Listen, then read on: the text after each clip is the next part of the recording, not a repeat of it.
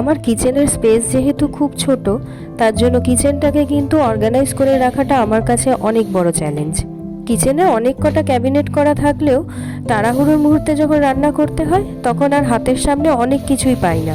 তাই ভাবলাম নিত্য প্রয়োজনীয় যেই জিনিসগুলো প্রত্যেক দিন রান্নার কাজে লাগে সেগুলোকে একটু হাতের কাছে রাখা যাক। তার জন্যই ফ্লিপকার্ট থেকে অর্ডার করে নিয়েছিলাম এই 6টা কন্টেনারের সেট। এই কন্টেনারগুলোকে দেখতে কাচের মতো লাগলেও এগুলো কিন্তু প্লাস্টিক মেটেরিয়ালের ছিল।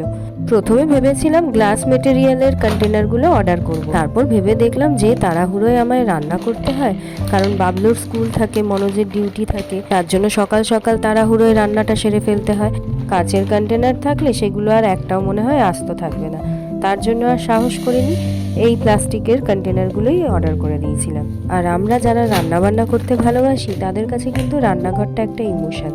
সেখানে প্রত্যেকটা জিনিস যেন পারফেক্টভাবে থাকে, প্রত্যেকটা জিনিস সাজানো গোছানো থাকলে যেন রান্নার ইচ্ছেটা আরও কয়েক গুণ বেড়ে যায়।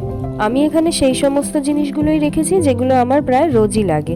যেরকম ডাল আমাদের মোটামুটি প্রত্যেক বাঙালি বাড়িতেই রোজ লাগে। তাছাড়া ছাতু খায় আমার বাবলু, সেই ছাতুটাও আমি রেখে দিয়েছিলাম।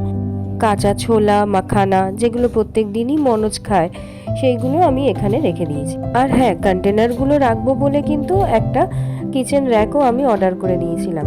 এটা ওই কাউন্টার টপের উপরেই রেখে দিয়েছিলাম, যাতে রান্নার সময় হাত বাড়ালেই সবকিছু হাতে পেয়ে যায়। তবে জানো, এই কিচেন র্যাকটা আর এই কন্টেনারের সেটগুলো কিন্তু ভীষণ রিজনেবল প্রাইসে পেয়েছি।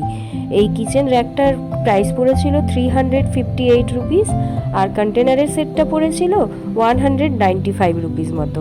এবার তোমরা কমেন্ট করে জানিও কিচেনটা কিরকম লাগছে দেখতে। ডেকোরেশন কিন্তু এখনো অনেক বাকি, সেটা দেখার জন্য ফলো করতে থেকো।